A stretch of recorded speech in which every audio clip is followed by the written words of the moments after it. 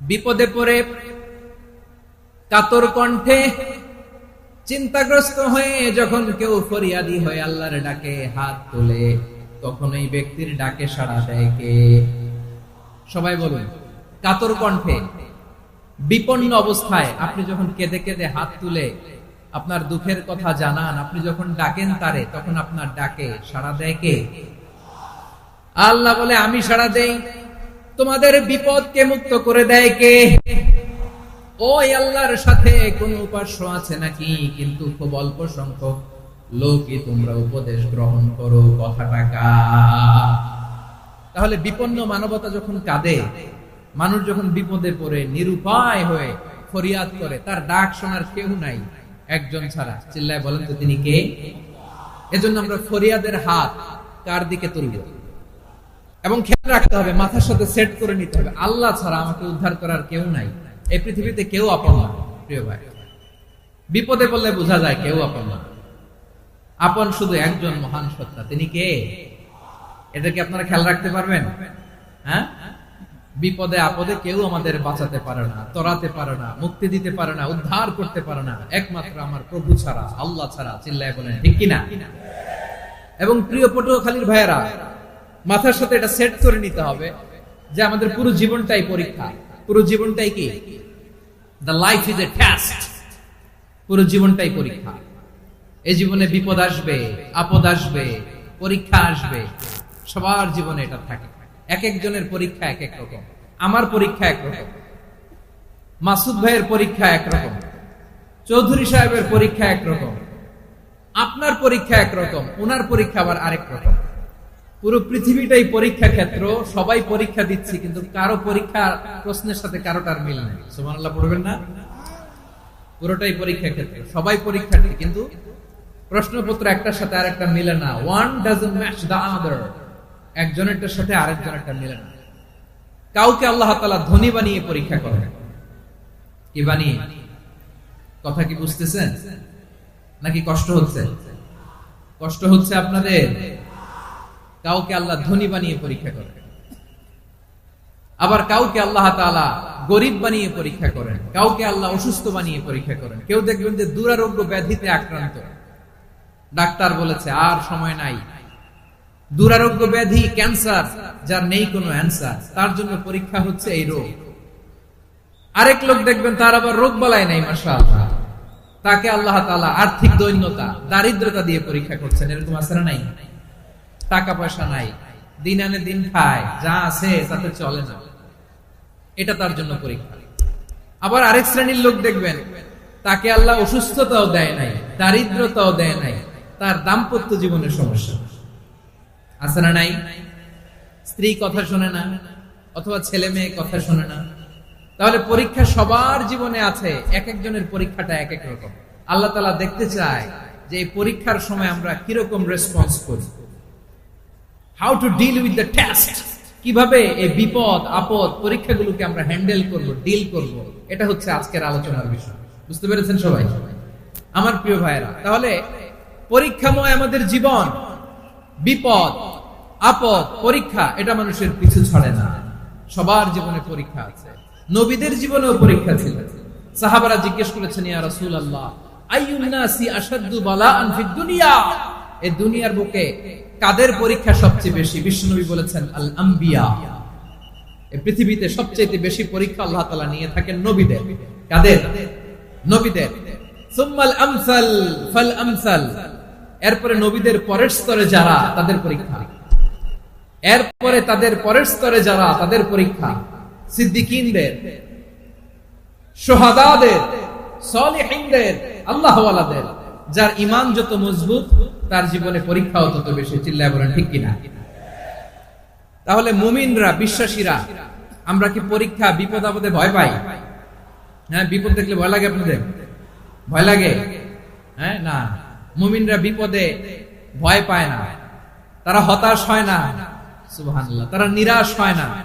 বিশ্বাসীরা হাল ছেড়ে দেয় না, তারা ভরসা রাখে একজনের উপর। চিল্লায় বলতে হবে তিনি কে? কারণ মুমিন জানে the grief isn't permanent, the test isn't permanent, the struggle in our life isn't permanent. আমাদের জীবনের দুঃখ, কষ্ট, স্ট্রাগল, এগুলো পার্মানেন্ট নয়। After every difficulties there is an ease. সব কষ্টের পরেই একটা সুখ আছে না নাই? রব্বুল আলামিন বলেন, ফাইন্না মাআল উসরি ইউসরা, ইন্না মাআল উসরি ইউসরা। ভয় পেও না, চিন্তা করো না, কষ্টের সাথেই আমি রেখে দিয়েছি স্বস্তি। সুবহানাল্লাহ বলেন। মুমিনদের উপর বিপদ, অত্যাচার, আপদ, পরীক্ষা যত বাড়তে থাকে, কালেমার পতাকা উড্ডয়নের সময় কাছে আসতে থাকে। বিশ্বাসীদের এগুলো হিসাব মিলানো অনেক আগে, এগুলো অনেক আগে হিসাব মিলানো। দুঃখের আধার শেষে সুখের আলো মিটি মিটি হাসে। চিল্লায় বলেন ঠিক কিনা? দুঃখের আধার শেষে আলোর প্রভাত হাসে, হতাশার কালো মেঘে যায় গো ভেসে, হতাশার কালো মেঘে যায় গো ভেসে। দুঃখের আধার শেষে আলোর প্রভাত হাসে, হতাশার কালো মেঘে যায় গো ভেসে, হতাশার কালো মেঘে যায় গো ভেসে। কোরআনে দুঃখের আধার শেষে আলোর প্রভাত হাসে, হতাশার কালো মেঘে যায় গো ভেসে, হতাশার কালো মেঘে যায় গো ভেসে। ঠিক কিনা বলে? দুঃখ যত বেশি, পরীক্ষা যত বেশি, কষ্ট যত বেশি, সুখের সময় তত কাছাকাছি। চিল্লায় বলতে হবে ঠিক কিনা? এজন্য মুমিন জীবনে পরীক্ষা বেশি, মুমিনদের হতাশা নাই। মুমিনরা নিরাশ হয় না, হতাশ হয় কাফিররা।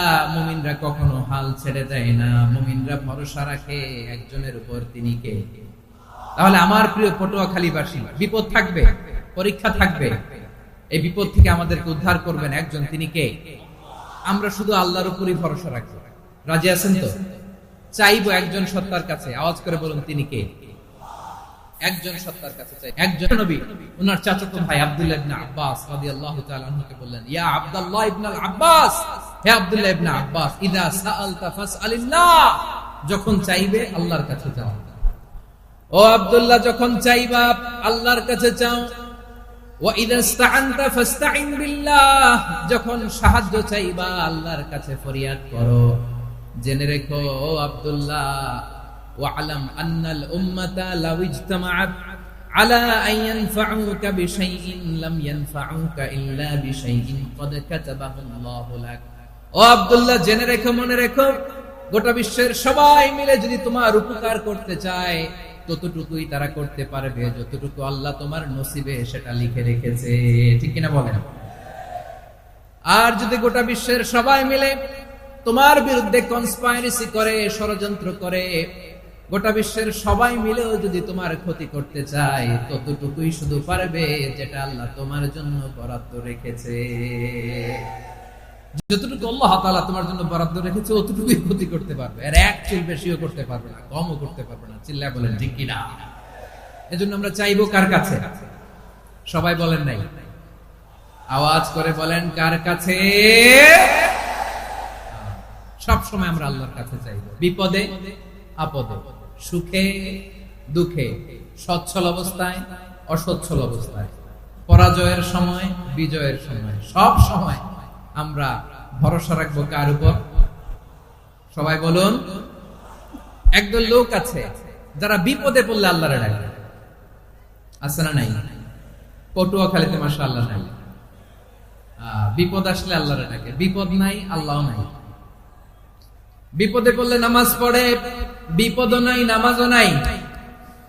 বিপদে পড়লে জিকির করে, বিপদ যখন চলে যায় ওদের জিকিরও বন্ধ হয়ে যায়। এরকম আছে না নাই? কিছু লোক দেখবেন পরীক্ষা আসলে নামাজ পড়ে, আছে আছে। জেনজি আওয়াজ করো, এরকম আছে? এই কমন পড়ে গেছে, কমন পড়ছে। দেখবেন পরীক্ষার সময় নামাজ পড়ে, পরীক্ষাও নাই নামাজও